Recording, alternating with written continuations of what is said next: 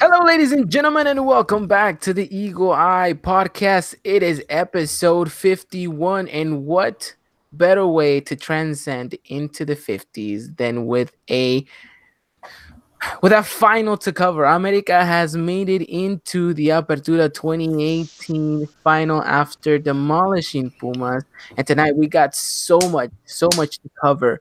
We have América Femenil to talk about. They're in the final as well. They just played their first leg against Tigres. And then, of course, we got América, the men, who are we going to be talking about in regards to everything. Everything you need to know about that final, you will find out tonight here on this podcast. But before I go any further, before I go into any more details, as always, let me introduce my co host, none other than Christian Rostendo and Mr. Cowboy Dan. Gentlemen, how are we doing? I'm doing great. I'm so excited for this final. I can't wait for it. Cowboy, Cool, calm, and collected. cool, calm, and collected. Yeah, that too. That was pretty good. Those are the triple C's that Cowboy Dan lives by. It's ease because I don't have to worry about the stress of school by that point because I'll be done. So just cool, calm, and collected now. Cool, calm, and collected. That is actually Cowboy Dan's new Twitter bio. Mm-hmm. Cool, Calm, collected. Cool, calm, connected, all the way from Texas. The ninja headband is out. It's a special occasion, so it had to come out for today. You guys know this already. So we're definitely excited. I know we're not the only ones that are excited. I mean, we got people tuning in that they're going to be excited. They're going to be expecting us to cover. So a lot of eyes will be on us tonight, but I think we can definitely say that we are definitely super stoked because this is the first final we're covering. And I think to be in the position that we're at today, I think we have to, first of all, say thank you to every single one of those people who have listened to us and who have retweeted us, who have liked our tweets, who have listened to the podcast outside of YouTube. It's phenomenal to be able to bring this coverage to the people. And of course, to you, gentlemen, because without you, there is no podcast either. No, Ivan, we want to thank you for being such a great host. Mm-hmm. Well, I feel touched. I feel very, very humble and very touched. So, gentlemen, we have so much America to talk about. We got the ladies to talk about. We got the men to talk about. And hey, we even got some of the babies to talk about because let's not forget the babies are in a final too. Oh yeah. Mm-hmm. It's a final all around in regards to America this season, and we would love to get every single trophy that is thrown our way. Yes, definitely. That is the goal, at least. It definitely is. So we're gonna jump into what America did against Pumas in regards to that demolishing game that was in the Estadio Azteca on Sunday. Although it didn't seem that way when we played against them in Seoul. We'll talk about that as well, and then we'll preview everything and anything that these people want to know coming into the Clásico Hub in the semifinal, and of course everything is gonna be on the line. Not only just pride and ego, but a little bit of just everything, just about everything. And then, of course, the Lady Aguilas, we will start off the podcast with that notion. So, gentlemen, I know we were at work. We were a bit busy. We didn't catch the full 90 minutes. For our ladies, were up by 2 goals in the Estadio Azteca and then managed to find a way to just completely lose that advantage and end up with a draw. 2-2 at the end of the Estadio Azteca. The ladies a bit disappointing that they didn't get anything from this game after looking so well and after a phenomenal golazo to open up the mark. The Estadio Azteca looked, I wouldn't say packed, but it looked like the atmosphere was buzzing. You had the actual men's team there supporting alongside with Pio Herrera. So you had a lot of these kind of notions going on within the stadium and within the game itself. It's just disappointing to see the ladies drop such a huge lead going into the second leg. Yeah, and from what I caught from the game, it seemed like, we had the ball and we were trying to create. We did a good job of it. It was just when that own goal happened, everything just fell apart. I don't know. I think I couldn't really explain it to you what happened. It seems like they just let their heads down. They were like, wow, we just lost this, even though they were up a goal still. And in that, Tigres said, okay, you know what? we got a goal. Let's keep going for more, going for more. That's what they did. Ultimately, another defensive error cost America that second goal as well. And Tigres did look like the better team in the last 20 minutes of the game. The second mistake was ridiculous. I mean, Yeah. ridiculous. And this is to put no blame on the ladies' game itself, but you'd expect so much more. Hmm. I mean, these are mistakes that you expect out of like a U6 level game, and not even Hmm. then, because I think the kids aren't even big enough that the ball can pass through their legs like that. I mean, it's frustrating because Yeah. you saw this America side and you think to yourself, well, the only reason Tigres got back into it because of two America mistakes, Hmm. because America's own downfall. They were their own Achilles heel in this Yeah. game, and it was very unfortunate. Now the tactics and the game plan is going to have to be completely different when we Yeah. go over Hmm. to this stadium in the Volcan. We're gonna have to go find the game. We're gonna have to go fight it. And the most dangerous thing about that is that Tigres is so good going forward that if you Yeah. leave any open space, they will capitalize on Hmm. it. Yeah. And knowing that we had the 2-0 lead, and if we could have just carried that into Monterrey on Saturday, we would have been in prime position to take that title. Like you said, everything just goes out the window. Those plans get thrown out. A whole new game plan has to be made up in the next 1, 2, 3, like the next 3 to 4 days, Mm-hmm. and it's gonna be Yeah, because tough. it's Saturday. It's Yeah, gonna because be tough. Tigres already announced that it's gonna be a full house, yeah. packed stadium already, and from what I saw prior to the own goal, America was doing good. They knew they can compete. Even though Tigres was the heavy favorite, America looked like they can compete. And if things go great, if they can come up with a plan, if they can go find a game, I'm confident they can actually come up with the win. And give us your take. I know these ladies. You followed them a little bit more closely than us here, so this is a bit quite special to have them in the final. Just give me your thoughts after seeing the result. I know you weren't able to watch the game, and me and you will be covering that game live for the people on Saturday. But um, first leg, you see how it goes down. You've caught some of the highlights. Just what goes through your mind?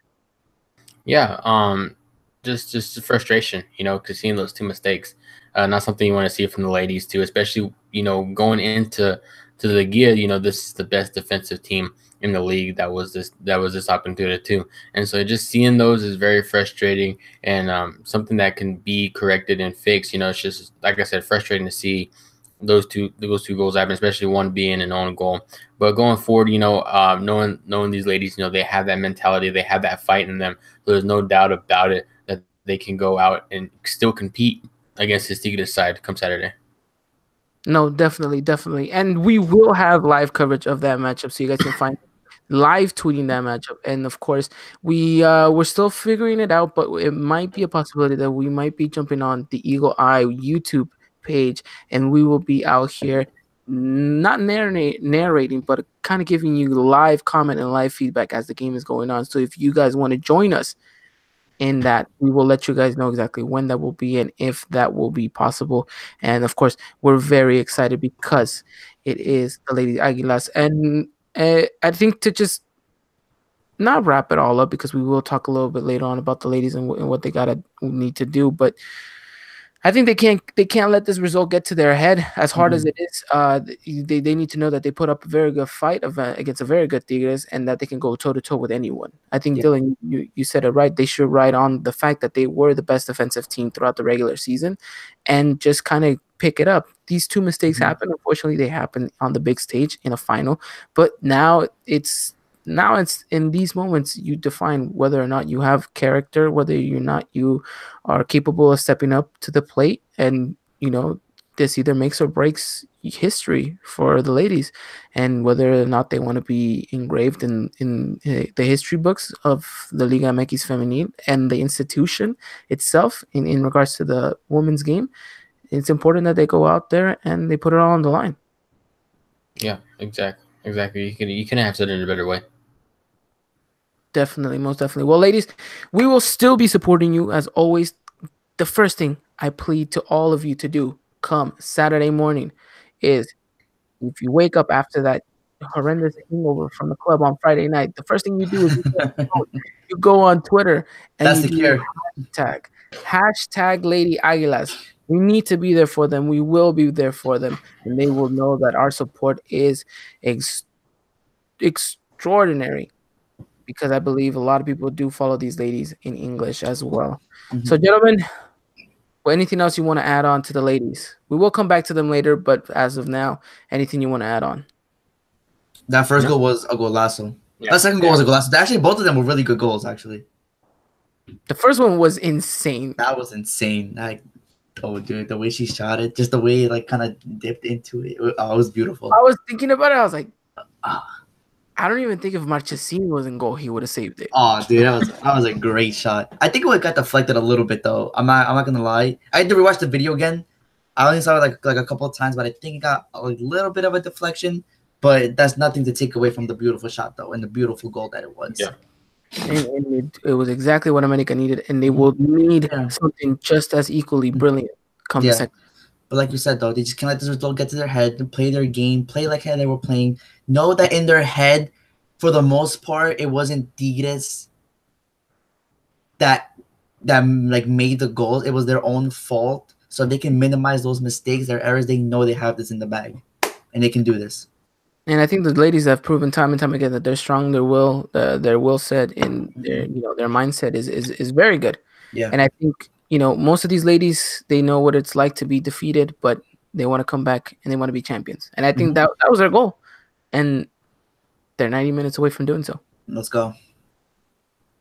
Alrighty. Well, with that said, ladies, we wish you the best of luck. We will come back at you by the end of the podcast and talk a little bit about the rest of your final. But gentlemen, let's jump into the men's side of things. America played against Pumas on Thursday night last week in Seoul.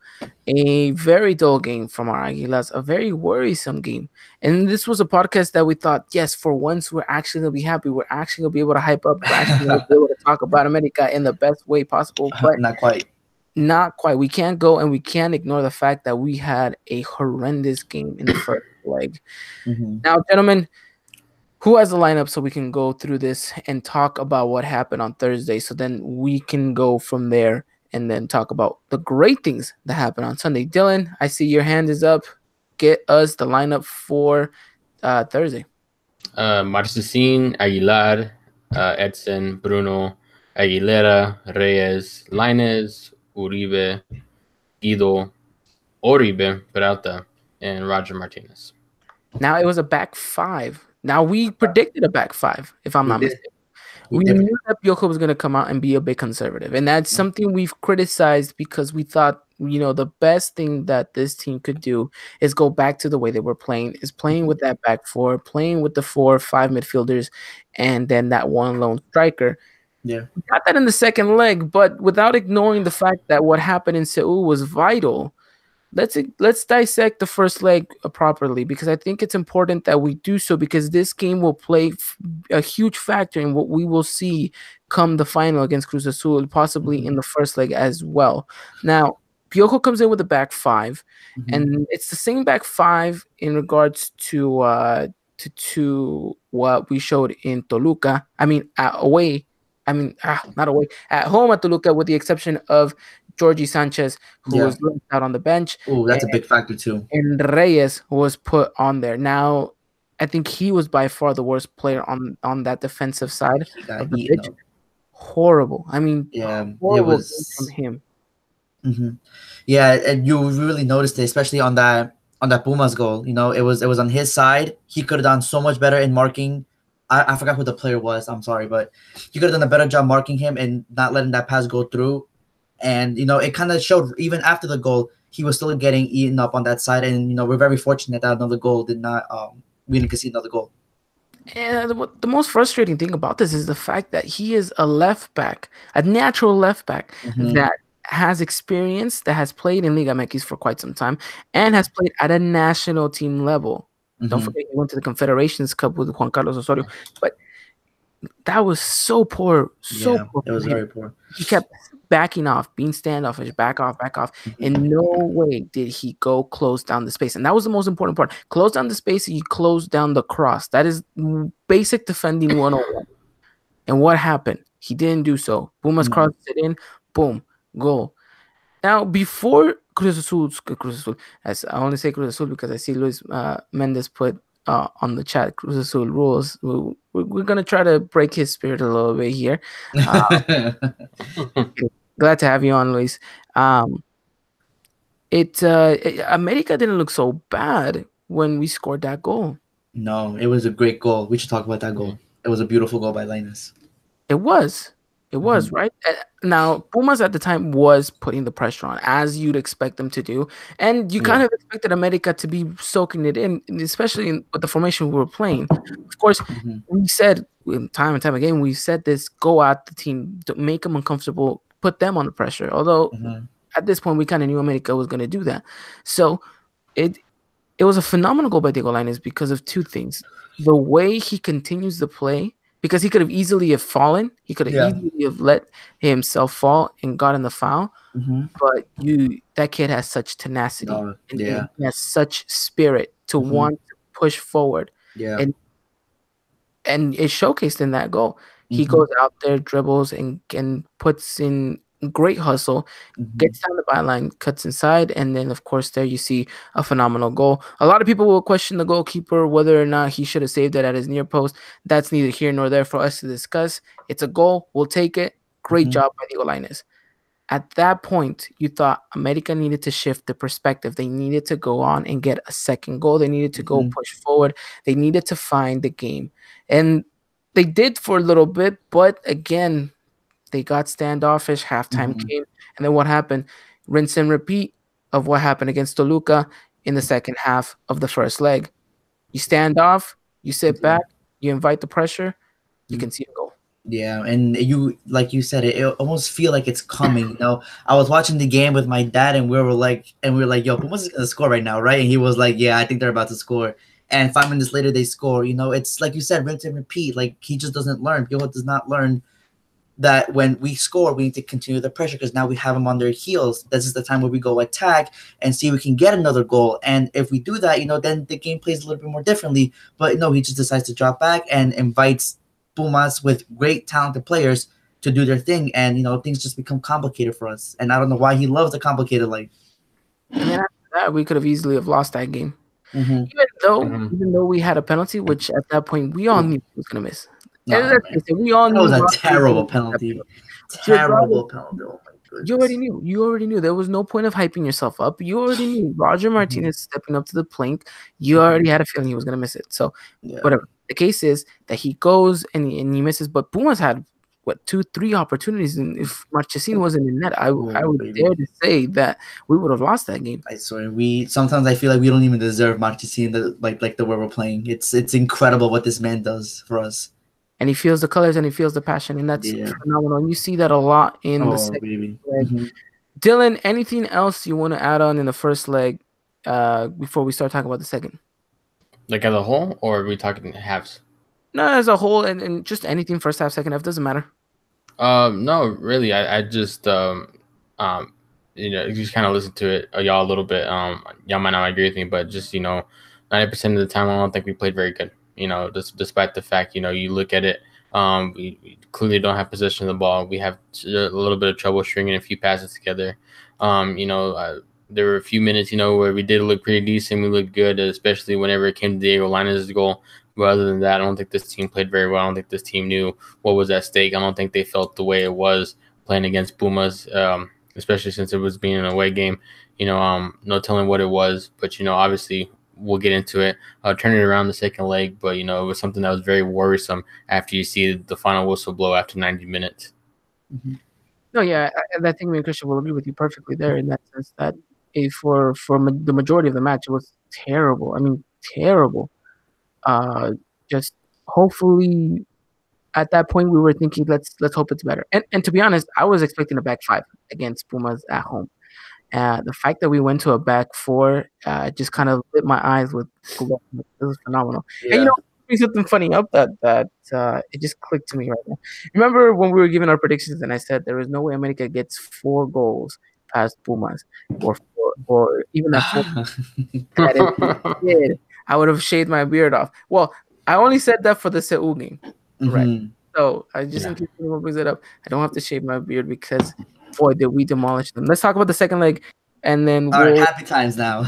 let's talk about the second leg, and let's talk about how America started that game off because I think it was perfect.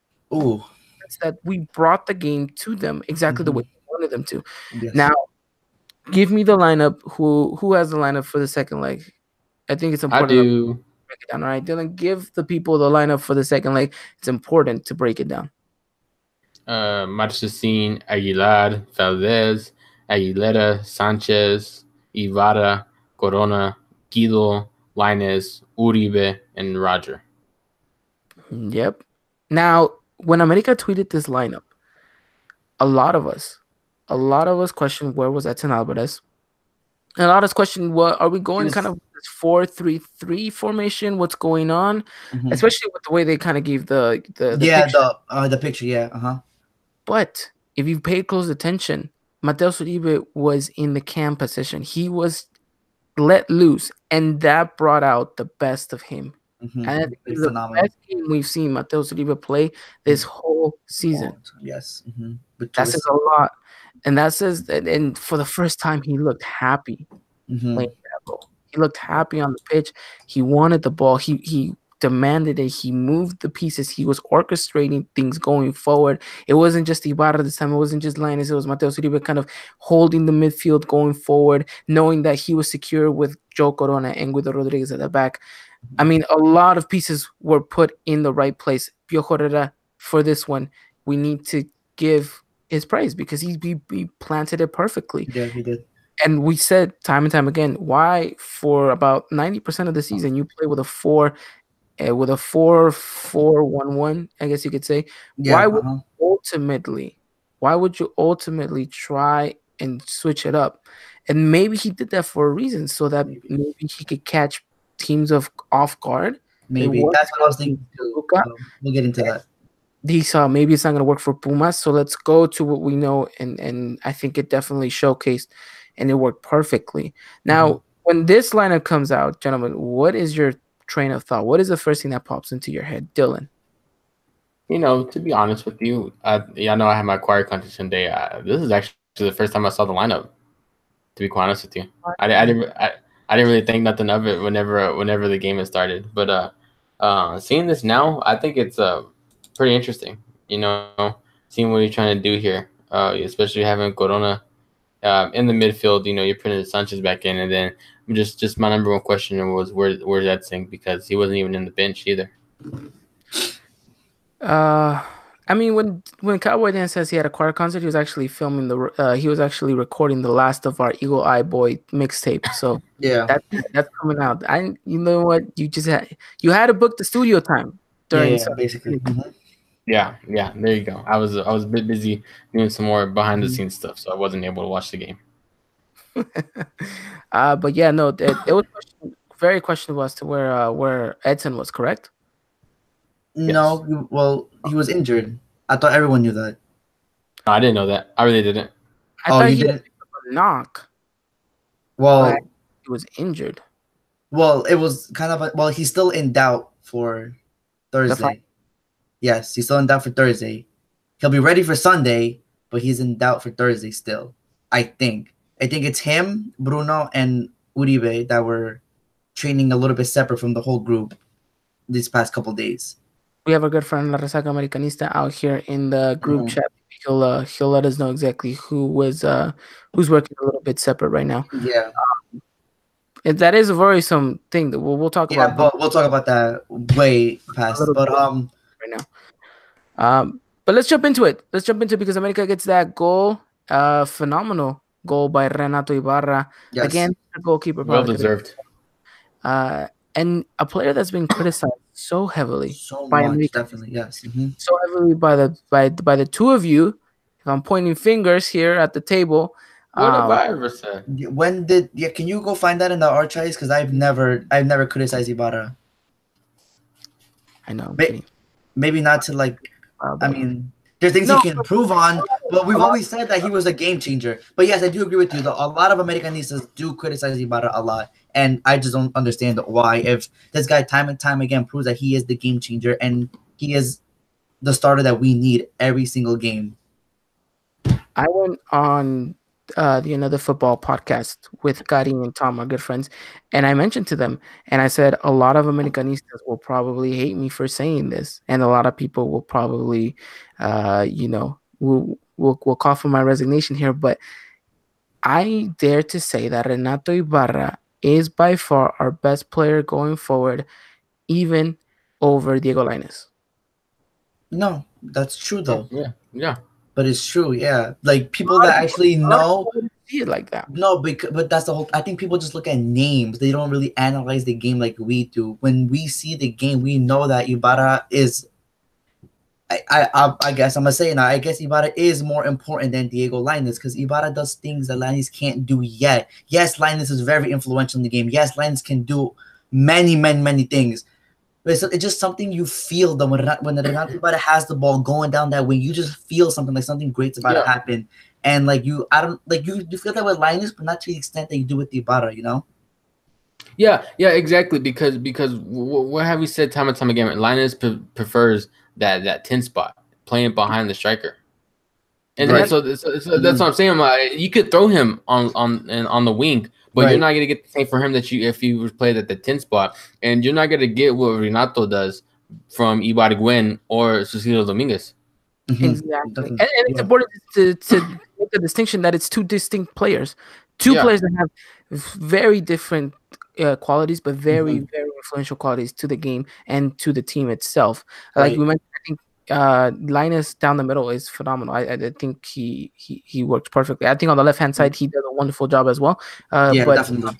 Ibarra, I mean, I've said it time and time again, this guy has a magnet whenever the ball is drawn to is passed to him. The way he all the way he keeps it, the way he plays the line. It's so important as a winger to know how to play the line. And I'm not talking about beautifully as a defense. I'm talking the little line, the outbound line. He works it so perfectly. And he could take on two players out of nowhere. And his delivery, I mean, that pass he gave to Roger Martinez is, I mean, you could go back and look at it. Oh, dude, it's beautiful. weighted. That's what I'm saying.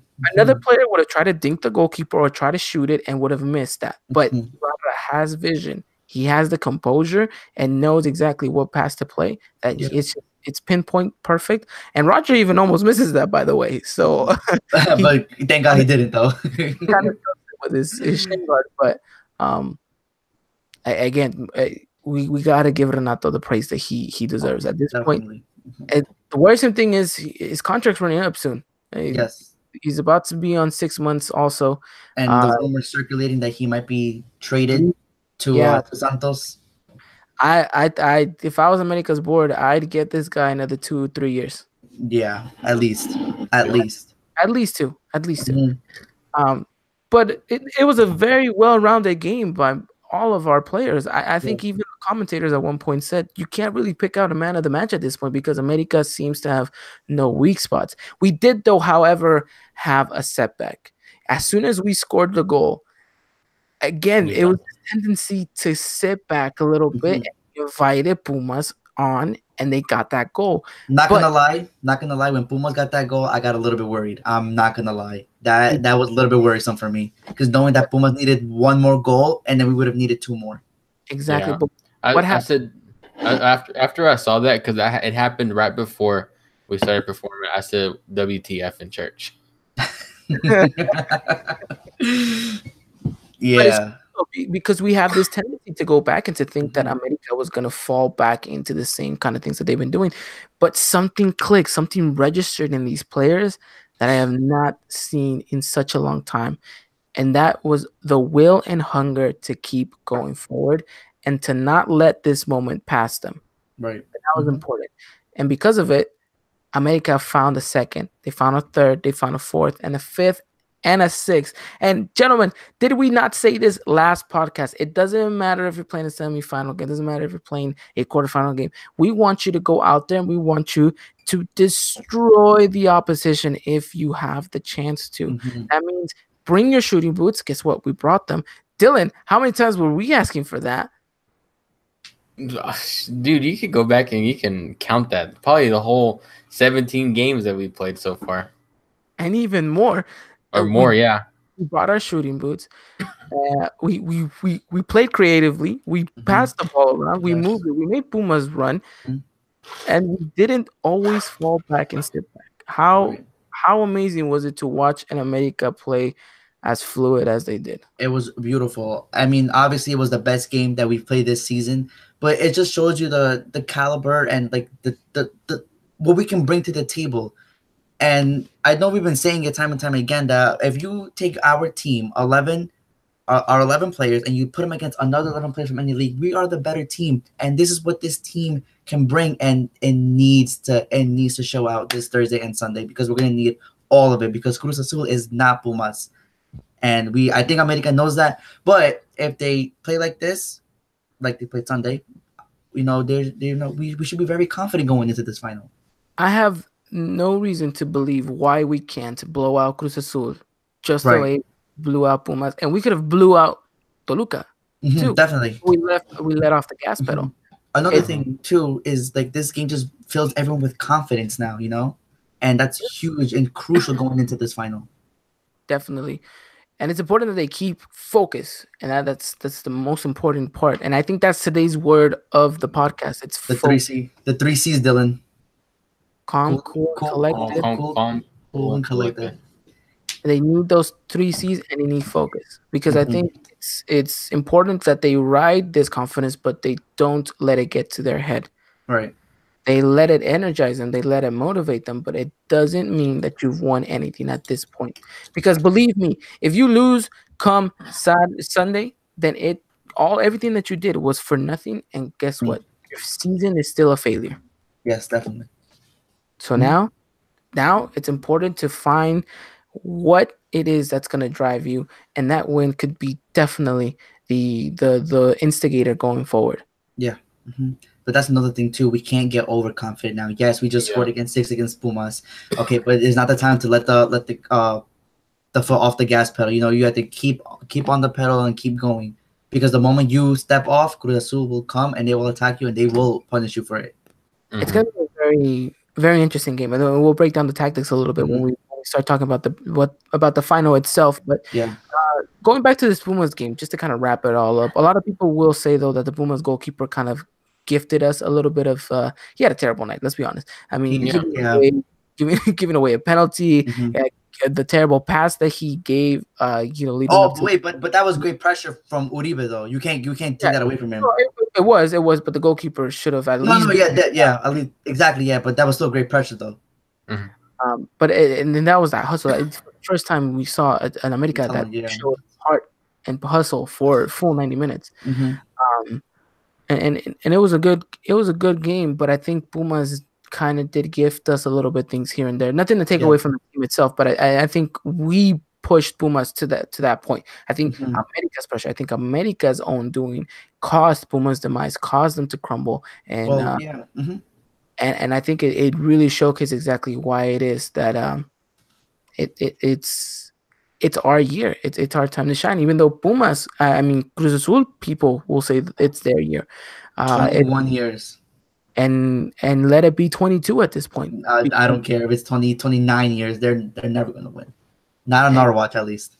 And yeah, you can't do that. And we'll get into the specifics of that right now. But I think overall, good performance, decent performance. And you know what? At the end of the day, it was exactly the America you wanted, the America that got you believing in this again. And it's definitely a very good performance. Anything else you boys want to close out before we jump into the next segment? No, I think we said everything. Oh, another game, Jorge Sanchez. I think this game proves why he needs to be the starter. Yeah. Okay. Wait. Let me pull the receipts. Ivan's put the vendetta to rest against Georgie Sanchez. I think it's time. I think it's time, Ivan. I think it's time, Ivan, because I saw you tweet something. I don't remember what it was, but I know you did. I know you did, and I'm gonna go on a hunt for it now. The praise he deserves. I will put this vendetta aside once we lift the trophy on Sunday.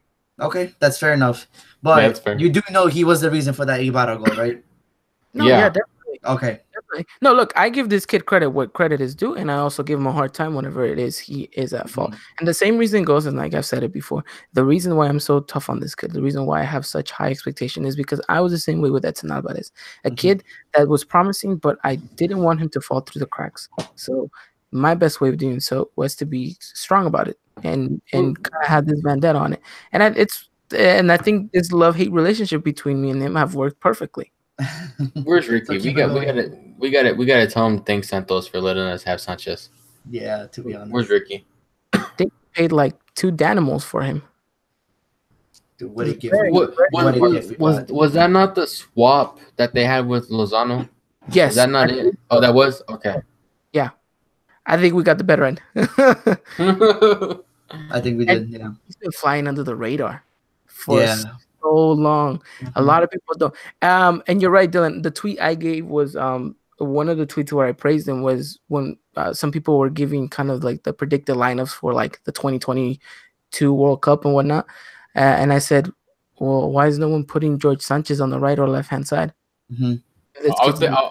I found it, but it was your halftime thoughts when you said he was the real deal. Oh, yeah. Yeah, that's my halftime. Yeah. He's the real deal. At this point, he's looking like the real deal. Like, can he continue to perform? That's the question. Yeah. And by the way, is he still playing with that handbrake? Yeah, I think so. I think so. It's probably not broken per se, but it's still in the process of healing. And the fact that he's still playing with it, it shows a lot about his character. That he wants to be there. He wants to help out the team. He knows he can help out the team, so he's gonna do everything he can in his power to be on the field, and I think we should give him a lot of praise for that. The fact that he still does the throw-ins blows my mind away. And he was a champion last year, wasn't he, with Santos? I believe so. So he has experience. He has experience. Yeah. You know what it's like to be around this hype. Even though this hype will be unmatched to what he lived last year, so I hope he's ready for it. No, definitely. Alrighty, well, gentlemen, anything else before we wrap up this segment? No. I think we'll get in this when we talk tactics, but this line of 4 makes Guido shine more than the line of 5, but I'll get into that when we talk more tactics. Yep, it definitely will be. Well, calm, cool, and collected, and on to the next round. America went and America goes. We are now into the final, and before we break it all down to you, because I know this is what everyone has tuned in for, before we get to that, ladies and gentlemen, it is the second to last question for our Eagle Eye Trivia. Christian, you have the floor. Take it away, my friend. Thank you, my good host. Like Ivan mentioned, this is the second to last next week, and that's our final podcast, right, boys? Next week is our final podcast. Okay. In our final podcast next week, we will be giving one more question. That will be at the halfway show. While we're talking, I'm gonna have to update scoreboard. So you'll have, I believe, when I give the final question, you will have about 10 minutes to answer. So you have to tune in. You'll have about 10 minutes to answer. I will update the scoreboards accordingly. At the end of the show, or near the end, I will announce the winner. And that'll be that. But for today's trivia question, it is, who were the penalty takers in the 2013 final versus Cruz Azul? So if you want some nostalgia to go back to that beautiful historic moment, I guess you can go watch. But if you're a true America fan, you would know off the top of your head. But that is today's trivia question. And Ivan will put in the chat for me. Thank you, sir. And that is trivia for today. I believe the answer was Navarrete was one of them. Correct, Dylan? I think so. Navarrete. What a man, what a man. We still have him under our books. You guys know that, right? Are you sure? No. Yeah. I didn't know that. At Venados? I know it's the second division, but I think last time I saw him, he was at Venados, if I'm not mistaken. Yeah, I think he's still there. That's He's Avenados. All right. I'm gonna look it Well, up now. having your question of the day. Make sure you guys tune in. Make sure you guys do tune in next week. We're gonna have our end of the season review. We're gonna be talking highs, lows, and everything that this final is gonna leave us. Hopefully, with the best taste ever. Well, gentlemen. And we got Copa Meki groups. Oh yes, we do. So we'll break that down next week as well. Next And then weekend. our first game is on the 5th of January. Yeah. Yes. So We're playing talk Necaxa. about talk about vacations, right? It looks like we're getting about 2 weeks, and that's about it. It's fine. This is my favorite. whoa. This is my favorite time of the. But what happened? I was just thinking about it. I was like, man, that's pretty quick. Yeah. Exactly. That's what I was saying. I was like, we just get to enjoy the holidays for a little bit, and then we gotta get right back to it. I'm down. This is my favorite time of the week. You guys know this, so I'm okay. Alrighty. I believe it's our favorite time of the week, and even more so today, as it's our honor, it's our privilege to be bringing you guys the preview to the final of America versus Cruz Azul, the Clásico Joven, a dream final when these two teams were playing throughout the season. And boy, are we gonna get a spectacular showdown. I talked about this yesterday, but if you wanted to give someone a glimpse of Liga MX and show him the best possible outcome, I believe you showed him or her this game. This game, yes. Mm-hmm. I'm trying to convince my friend to watch this. Listen, it You gotta just it's just you can't make this stuff up, you know. America Cruz Azul. Cruz Azul looking for revenge. Cruz Azul's the best team in about probably 3 to 5 years. Both playing at Estadio Azteca. You know, there's a little bit of rivalry there. The first place versus second place. You know, and everything is just on the line in this game. The hype is intense. This match is going to be intense. I just can't wait to review it. Let's get it. Let's get right into it. Let's get in. Let's break it all down. First leg is going to be Thursday at 6:30 Pacific time, 8:30 Central time, and of course 9:30 for our friends down at the East Coast. And then we move on to Sunday's matchup, which is going to be 4:30 Pacific time, 6:30 Central time, and 7:30 Eastern time. So quite a pretty late kickoff for Sunday. Well, not that late, but still. All right. I thought it was gonna be at 8. Yeah, I thought it was gonna be a little bit different. That whole 30 thing, I don't know why they did it. Yeah, I don't know either. I think. Well, I honestly, actually, I thought the game on Sunday was gonna be earlier, and I only say this because it's gonna be the second leg, and America and Cruz Azul fans will be at the game, and things can get kind of out of hand. Yeah. Hopefully, it doesn't, and because we never want to see anyone get hurt going to this game. But I thought it was gonna be earlier, to be honest. But I mean, I guess 7:30 is a good time. Yeah, what 6:30? I meant 7:30. My time. I meant. Oh, 7:30 your time. Yeah, Yeah, I thought 7:30 my time. I was like, no, Yeah, 6:30. yeah. No, yeah.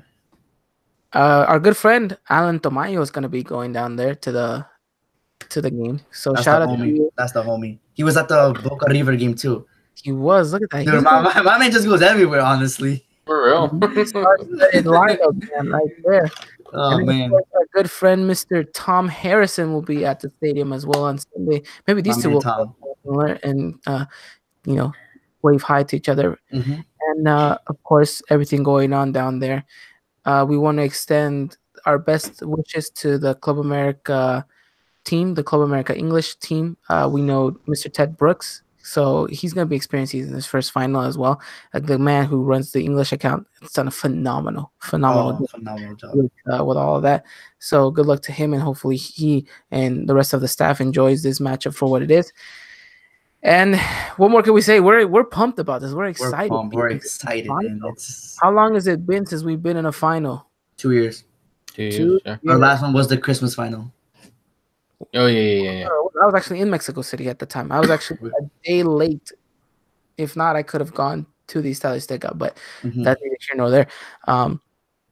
Yeah, it's the Christmas Like final. I said, Christian, a lot is riding on this. A lot of hype is building up. It's Cruz Azul. It's time to get revenge. It's America needs to defend their honor. It's Cruz Azul can take the title in America Stadium. It's America can't let Cruz Azul win in their stadium. It's a whole back and forth dilemma. It's America versus Cruz Azul. It's this versus that, and everywhere on the pitch, you have great duels and great battles, and we will talk about that shortly. But gentlemen, as always, as we always predict these, let's start off with the first leg. And it's a little bit tricky because at this point we can get one of two things, and we will talk about this right now. But as a unit, as the three of us, can we agree on a formation and a lineup? So, Dylan, I will throw it to you first. Give me your predictive formation, and then I will go, Christian, give me your predictive formation. I will give a predictive formation. We will decide on that, and then we will go lineup. 4-4-2. 4-4-2. Christian? 5-3-2. 5-3-2. And for the sake of it, I will say that something in my gut tells me we're going out with a back 5-2. So I'm going 5-3-2 as well. I don't know, man. It's just now ideally I hope we're wrong. To agree with Dylan, right? Ideally, we would want to agree with Dylan. I want to agree with Dylan, yes. 4-4-2. We'd want that same formation that's been working magic for us this whole season. But we kind of know Piojo at this point. We kind of know this is a big game. This is a Big Ten situation. He falls into this tendency of having to rely on being defensive, at least for the first leg, right? At least for the first leg. Yeah. Things can change definitely in the second leg. Now, I would hope that if he does come out with a back four, if he goes out 4-4-2 or 4-4-1-1, whatever the case may be, I believe we win that game. Okay. This is probably the hardest decision Piojo will have to make this whole season, is how to line up a team on Thursday. Because if you line them up 4 and we get a lot of goals, or let's just say we win, he looks like a hero. We line up a 4 and we lose, people are going to be like, why didn't you go back 5? And then vice versa. We go back 5, we win, you're a hero. We go back 5, we lose. Why the hell did you put the back 5? You should have went back 4. This is going to be a tough decision. And I'm going to praise Piojo a whole lot if he gets this one right. Okay, I will say this, though, for the sake of kind of agreeing here, let's say that we do go with that back 5 for the first leg. Yes. All right, let's go with that back 5. Now, give me your starting 11 for that back 5. I'll throw it to you, Christian, then Dylan, and then we'll work our way around. Okay. I'll have Marquez in the net, Paul Aguilar, Edson Alvarez, Bruno Valdez, Aguilera, Jorge Sanchez. That's the back 5. I'll have Mateo Uribe on the right, Guido in the middle, and Linus on the left. Okay. And then I'll have Roger and Oribe Peralta on top. Okay. Interesting. Dylan, would you make any lineup changes to that? No. That's fine right there. Notice how I didn't put Ibarra in. Yeah. Now, I give you this lineup. I give you that same lineup, but you take Edson Alvarez out and you put Luis Reyes in. Oof. You are playing with fire, my friend, because that is. And I'll tell you this why. I'll only tell you this why, because if he is not 100% for Thursday, there's no way Piojo risks him. Right. And I would love to be a journalist to have the inside scoop to see if he would be good or not. No, but that's why I said 4-4-2. And that's why I believe that it makes sense. Well, listen, if Edson Alvarez is healthy, we play a 4-4-2, and I'll tell you why. Because if we somehow, Piojo doesn't like how it's going, he will transition into that back 5, and he will put Edson Alvarez at the center back position. So if we do play 4-4-2, I think Edson Alvarez has to be healthy. I guess you're right, Ivan. If we do play the back 5, I think Luis Reyes will have to slide into that center back position. Yeah. I mean, ideally, people have been saying in the chat, what worked against Pumas is the best formation to go with, right? Repeat what equipo que gana repite. As simple as that, right? Right. It's not as simple with Piojo. We know exactly.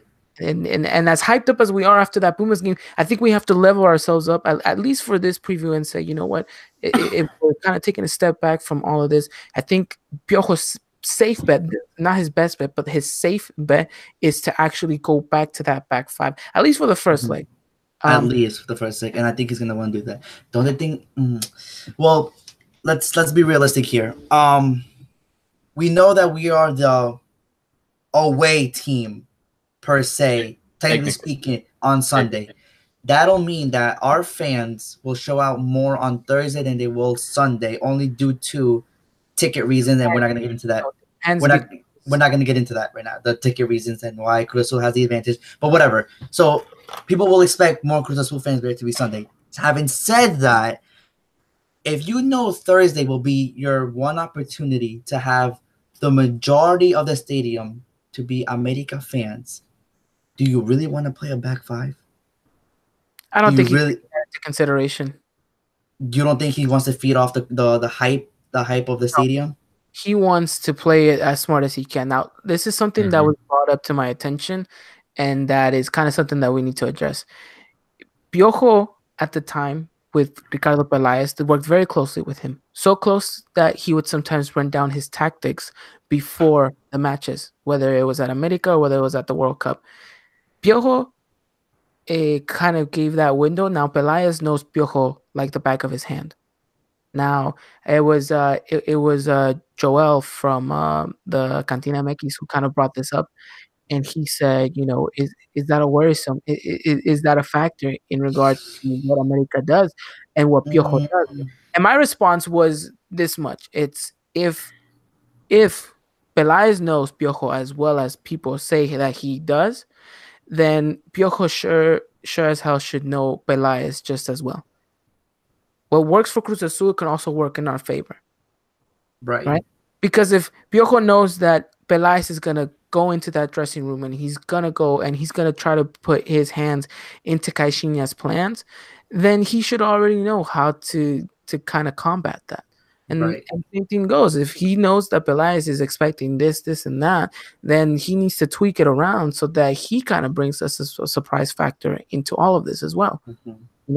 And this is the beauty of this final, is that you have two managers, very good managers, who have proven themselves that can be very good tacticians at times as well. It's who's going to have the better team out there, because at some point in the game, the tactic book will fly out, and it's who's going to have more heart, who's going to have more passion, and who's going to want it more. That's who's going to end up winning. Yeah. And we need to be that team, right? Now, going back to what we were discussing about this back five, I think he doesn't feed off the crowd. I think he just wants to play it as safe as possible for the first couple of minutes. This is not to say that he's going to finish the game with a back five. I think we can easily see a back four, or if we start off with a back four, like you said, Christian, move on into a back five. But let's just, for the sake of it, we start with a back five, and we have these starting 11 players. What can we expect from Cruz Azul? You would want their formation or their players, because I think they played two different formations in their away and their home match. And their home match, yes, I think they played it differently. Okay, so what can we expect? What do you think we can expect? At least in regards, not even to formation, but what Cruz Azul is going to present. What team are we going to get? They're gonna. I mean, honestly, that's what I'm gonna kind of say. Like, if you look at it and you think, I think if you go back and look at this game they had against Monterrey, a little bit of inconsistency there from the team. A team that was supposed to come out and like bang, just put blood in the water, and you didn't see that against Monterrey. And then really it was kind of a close game between those two.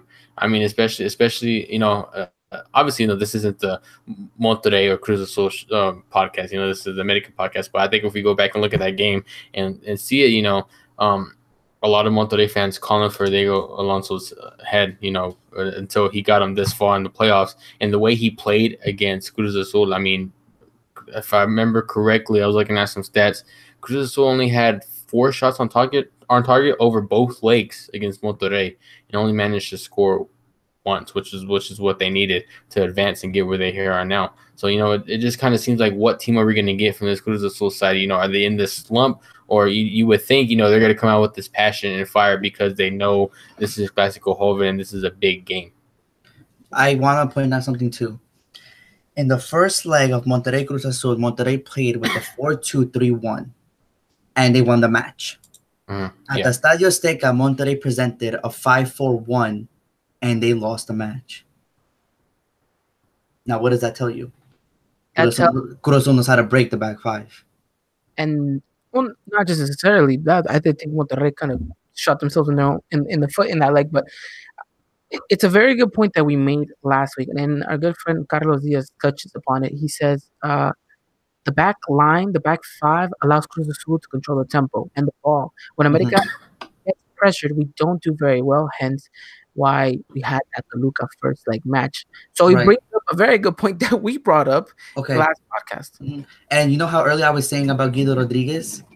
Exactly. Well, if you want to control that midfield, you kind of have to play the back four because that allows Guido to cover more ground, and that's what he likes doing. He likes, moving around and covering ground and, being in players' faces. With the back five, you can't really do that as much because you have other players doing that kind of for you. So you're like a little bit lost in where you want to be, and you don't want to be in the same area as your other player. It gets a little bit complicated when you play your whole season with the back four, knowing how to cover space with the back four. Then you transition to a back five, and then you have kind of like that little bit of help, but then like your space becomes very limited. It's the back four brings a lot out in Guido, and if we want to control that mid, we need Guido to play at his full potential, and that back four is the only way to do it. Yeah, exactly. Because if the times we play with the back five, can we honestly say that we've controlled the ball, we've controlled possession? No, we haven't. Exactly, and look at all the space that we've given too when we played that back five. Okay, so now this is me honestly, and this is me asking for you guys to completely answer this. Do we switch and say that America comes out with a back four and goes 4-4-2 or 4-4-1-1 for the second leg? I mean, the first leg and the second leg. That's what you would assume. I mean, like let's not. That's what we want, yeah. But listen, this obviously, I mean, yeah, this is two different teams from now until the first time I play it. But I think, we can take away from some of that match too and realize, okay, Kashina has already seen what Piojo has done, and that's the first time Palez has already been there saying, okay, this is what Piojo is probably going to do. But then again, we look at that game and you can ask yourself, what did Cruz Azul do against us? I mean, obviously they hit the pole twice, and then we're bringing up past, when obviously I said, these are two different teams now. But then again, it plays in a factor too because you've seen each other already in the season, and now you're seeing each other again for 2 more games, and so that's gonna play that's gonna play a factor into this already. Mm-hmm. Okay, so we keeping the 5 or we're going with a 4? The heart wants a 4, but yeah. For the sake of just the first leg, just previewing in this first leg, do we go with the back 5 or do we go with the back 4?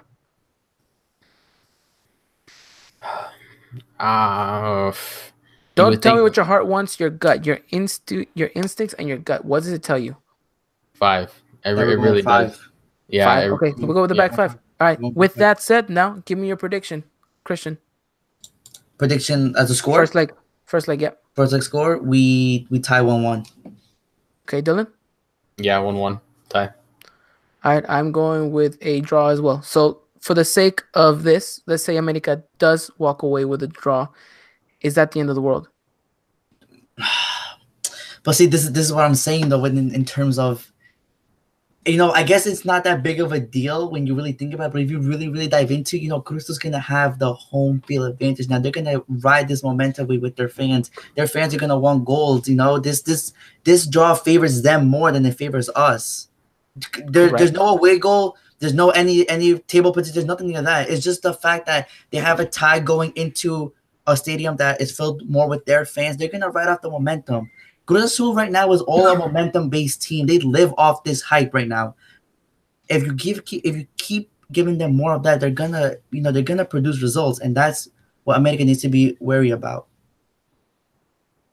Okay, so then let's say America does get a draw. I feel like if we go out with the back 4, we win the game.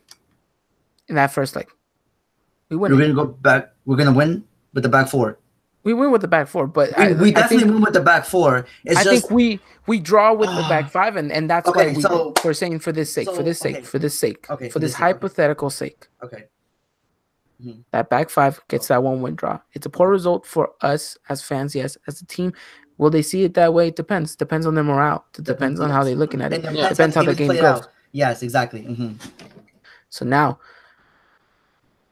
you're going into the second leg. You're going out. We can agree that the second leg is a back 4. Correct? No, because we have to see what happens the first Yeah, I leg. know. Like, But if you're saying it's a draw, then yes, we will go out with the back four. So yeah, yeah. Okay, Because okay, yes, so we go with the back four. Now yes, give me your predicted lineup for that. for the back four. Yeah. Okay. Marchesín, Paul Aguilar, Bruno Valdez, Emanuel Aguilera, Jorge Sanchez. You have Renato Ibarra, Guido Rodriguez, Edson Alvarez, Diego Lainez, Roger, and Mateo Zuribe. Okay. It's Okay. kind of like the Pumas formation. Okay. Perfect. You just I, switch perfect. yeah. Basically, yeah. Dylan, I agree, Christian. you agree? Okay. And I'll agree with that as well. So now, what is it that you have to do going into that game? You have to press. You have to I take the guess game You the, to have to. them. Yeah, I guess you the have to obvious, take the obvious you gotta answer take. You gotta is. take. All right, go, Dylan. Yeah, I mean, You the gotta obvious take the. answer is. Okay. The obvious answer is obviously you have to control the game, control the mid. If you control the mid, Cruz Azul doesn't know what to do. They're flustered. They're gonna get nervous. That's what happened against Monterrey in the first leg. And Monterrey could have easily scored 3 goals in the first half, but they didn't because I don't know why they didn't. But anyways, when Cruz Azul is pressured, they get flustered. When they get flustered, they open up chances. When they open up chances, we get to capitalize, and that's what we need to do on Sunday when we control that mid. That mid's gonna be vital in both legs. But we obviously knew that already. It's just who has the better mid is gonna win this championship. Dylan? Yeah, you said it. We got to take the game to them both legs. I Both mean, legs, really. yes. I mean, yeah, exactly. I mean, yeah, my gut's telling me back five, and like I've said in the chat, we don't trust this team that much with they play out the back five because we've hit the points. This team gives up too much space. This team chokes up too much pressure. We've seen them get nervous in that back five, and really, just not very do good with what this defense that we know they can do, and we've seen that countless of times throughout the Liga too as well. And so that's what we're just trying to get at. We just don't trust this team with the back five, so we want to see that back four because we've seen this team thrive so much until we hit Liga, then all of a sudden we're at a back five, which really doesn't really seem to make too much sense. But for Piojo's sake, if for him it does, so we went with it. We've been going this far, and you should probably think, well, we've made it this far playing this back five. Why don't you trust it? Why don't you trust this team? It's just that we've seen the mistakes happen countless of times throughout the Liga, and so that's something that you got to watch out for. And we still don't know, to my extent, is this team on all cylinders? Can we actually sit here and agree that this team is on all cylinders with after the 6 goals that we put up? Because what consistency has this team shown throughout the game? And that's just the one part that that still scares us because we haven't really seen that still yet. Wow, this completely slipped my mind. I don't know why I didn't say when we were covering the first leg hypothetically, but if we look back, we scored first every single match we've played, even with the back five. Now it's at that point when we score, we drop back. Who's to say we start with the back five, we score first, and then what do we transition into a back four to get more goals? It's never been done before because Piojo likes to sit back.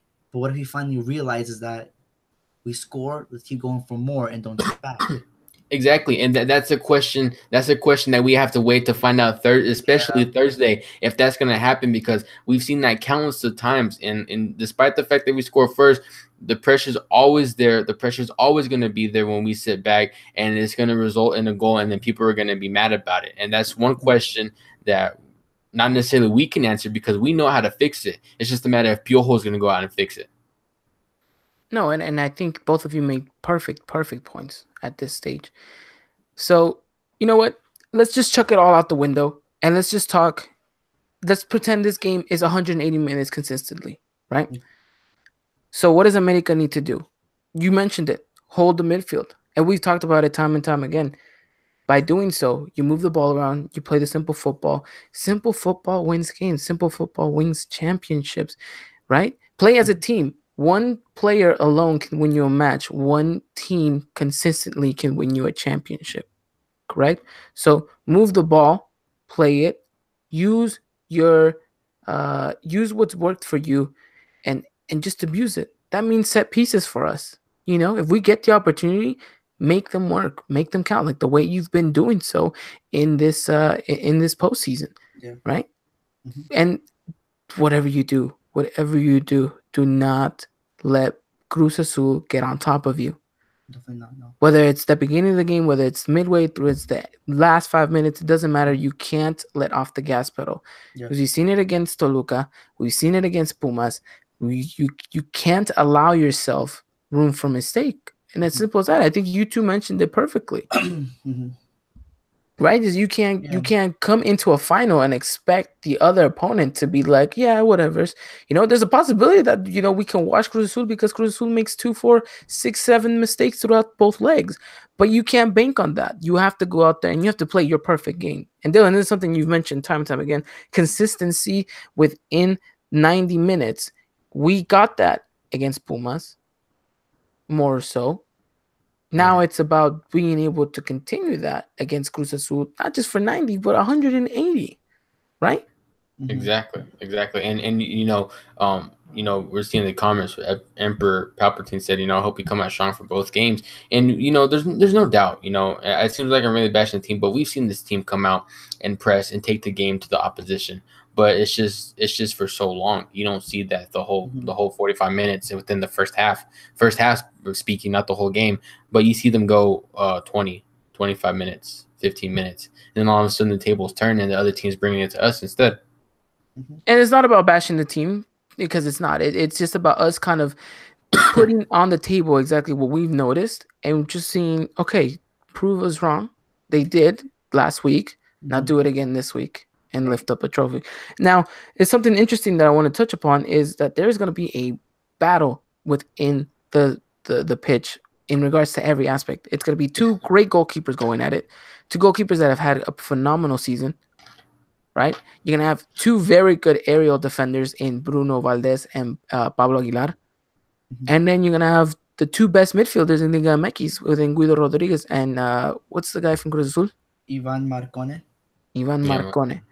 Right? Yes. And then you have, it might just come down to whose youngsters having the best night, whether it's going to be Piojo Alvarado or whether it's going to be Diego Lainez.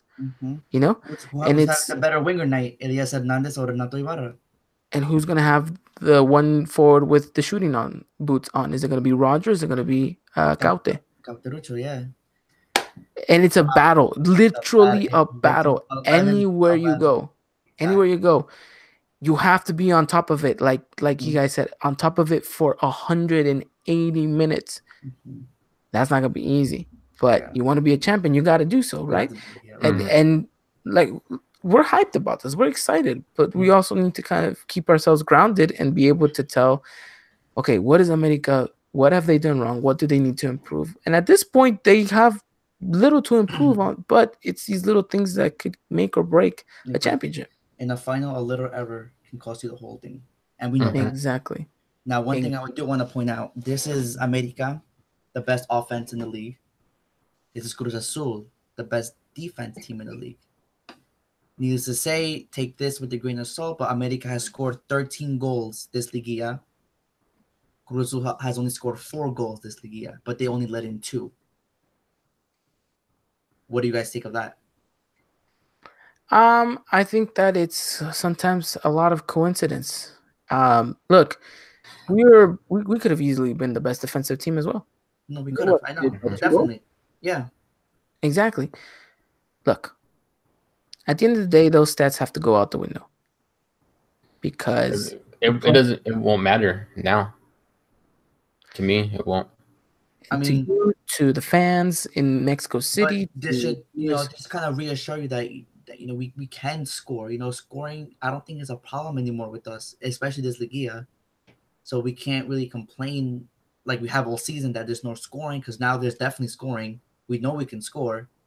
It's just that we can break this brick wall that Cruz Azul has.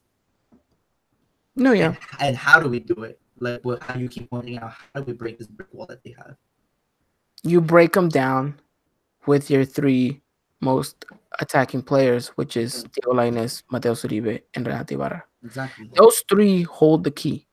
they have to play perfect 180 minutes. If they do play the whole 80 minutes, which they really should, they have to play perfect the 180 When minutes.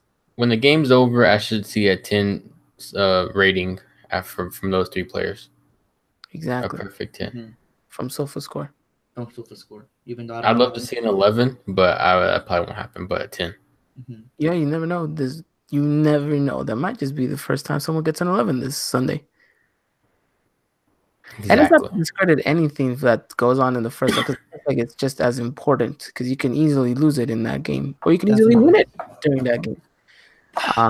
Listen, this first leg is going to be everything. I think Yeah. it's the tone for the second leg. This is the tone of how we come out second leg and how we play second leg. You know, for both teams. That's not even us. It's for both of them. Because if we win the first leg, you know they're going to come out guns blazing. And then if we got that back five going into Sunday, that's about double for us. Yeah. And who's this to say that we don't come out with the back four Thursday and then the back five Sunday, and everything we just talked about just goes out the window? Exactly. And that's just kind of the, I guess, cool thing about this is you don't know. You put in a lot of. I still don't want to be wrong. If buts or maybes. And talking about if buts or maybes, I think we've come to the point where I need to ask for your guys' predictions. For Sunday, I don't know why my heart just kind of beat it faster. Mm-hmm. I'm getting a little nervous now. Sunday at the Estadio Azteca, final whistle blows. Dylan, what's your predicted scoreline? Y'all want a repeat of 2013? Hell no. No, hell no. Hell no. I have said it time and time again. We have to win this in 180. Yeah, we have to. Or do we? No. Listen, I'm gonna give you guys a heart attack right now, but Dylan, I'm gonna let you go first. I'll go 2-1. I'm in. 2-1 America. Christian. Okay. We ended 1-1 in the first leg. Over 90 minutes in the second leg, we're gonna end 2-2. And America will win in overtime. God, we will score that one goal, and we will win 3-2 for the whole match. It won't go to penalties, but it will go the 120 minutes. Dear Lord, if it goes to the penalties, it's not going to go to penalties, but it will go.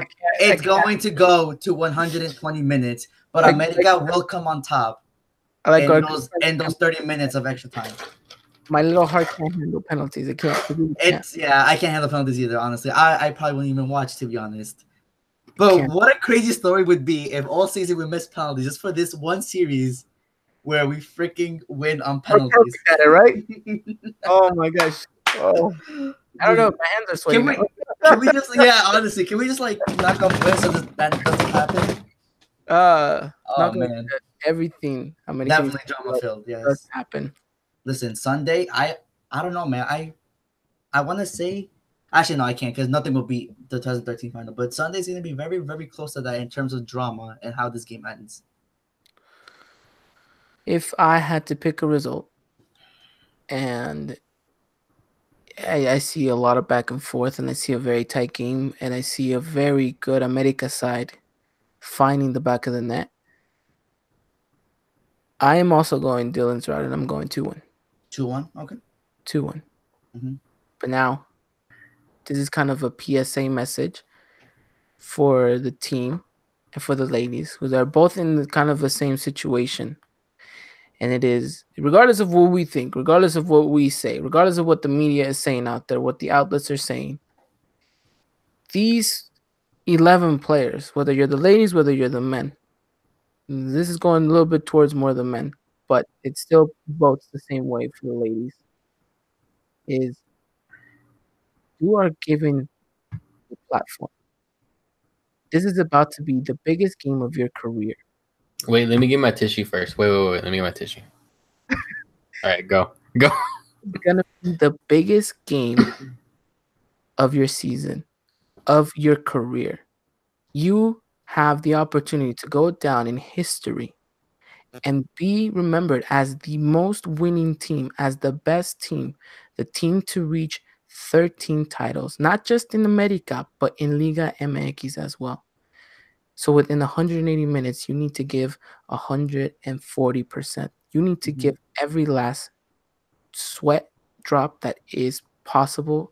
You need to go out there, and even if everything is against you, and even if all odds are willing to defy you, you need to become and you need to go out there. You cannot be remembered as the team that let Cruz Azul win in your home stadium. Go out there, perform, be the team that you can be.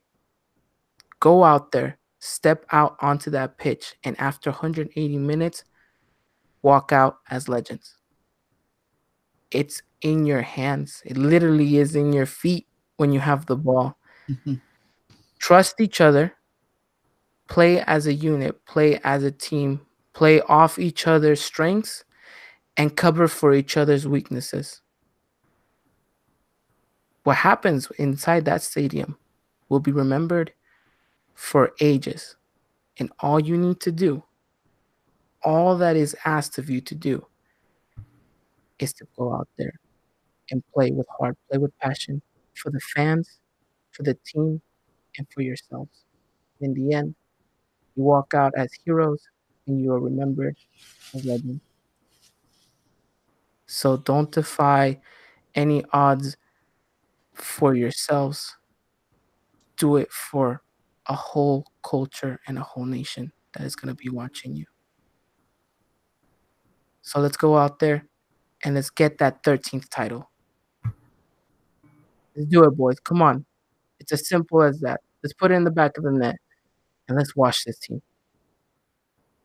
It's as simple Gosh as that. damn it! Let me go tell my roommate to stop cutting the onions. Yeah, honestly, this is getting very intense right now. No freaking regrets Thursday and Sunday. No regrets.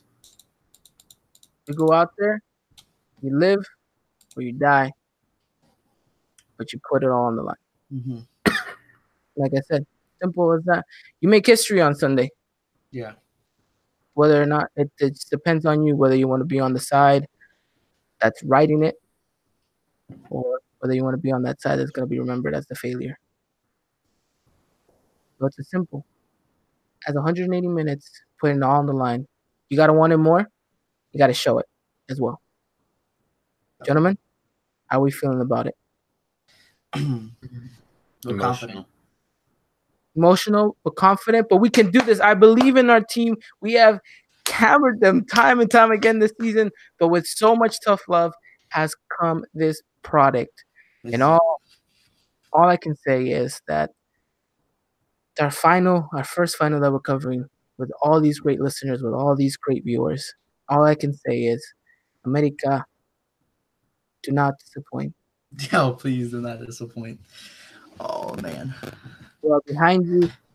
Millions and millions of people will be behind you, not only in the stadium, but in the city, but worldwide as well. Mm-hmm. Gentlemen, anything else you want to add on? I love everybody here. And we love you, Cowboy Dan. Mm-hmm.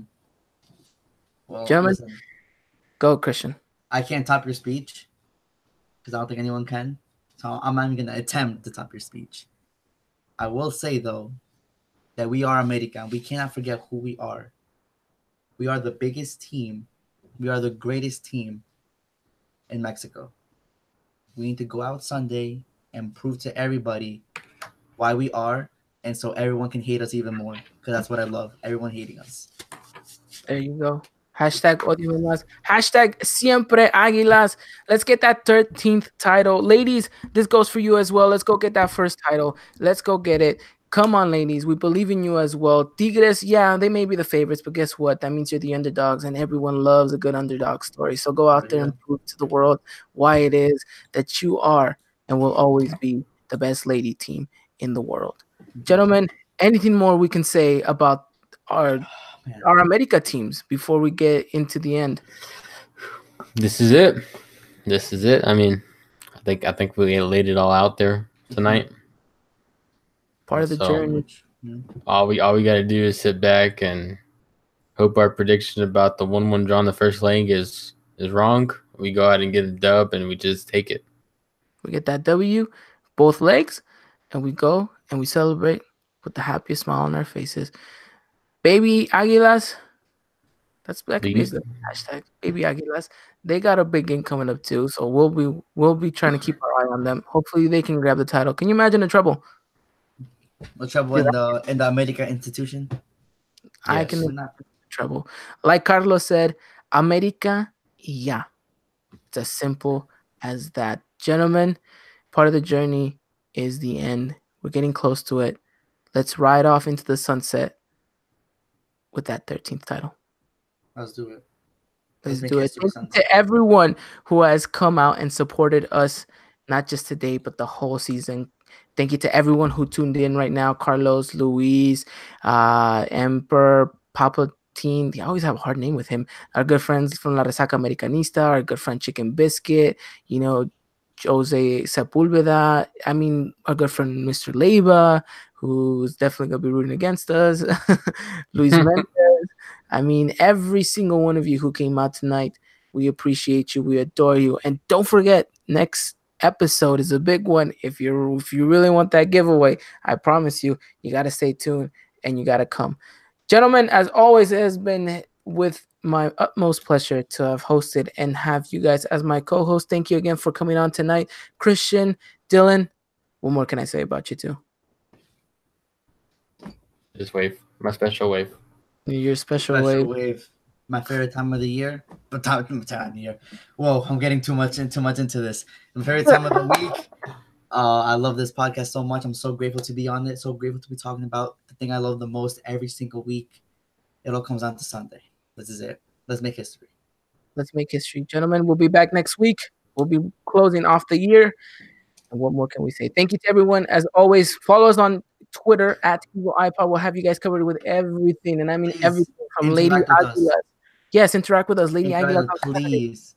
Club America on Sunday. And then, of course, Thursday, you guys can catch us as well. Look, who is ever within the Riverside/Moreno Valley area in California on Thursday, I will be setting up this kind of viewing event at Buffalo Wild Wings. If you guys are in the area and want to come and watch the game alongside me with a couple of other people, you guys are more than welcome to do so. We'll give you guys more information about that on Twitter. So make sure you guys do follow us. If you guys ever miss a show or want to recap a show, you guys can always find us on SoundCloud, iTunes, and Spotify as well. Gentlemen, anything else? Let's make history. That's all I can say. Let's make history. No regrets. No regrets. No regrets. Ladies and gentlemen, as always, your Eagle Eye boys signing off. Let's make history. Let's get that 13th title. And as always, Arriba la América.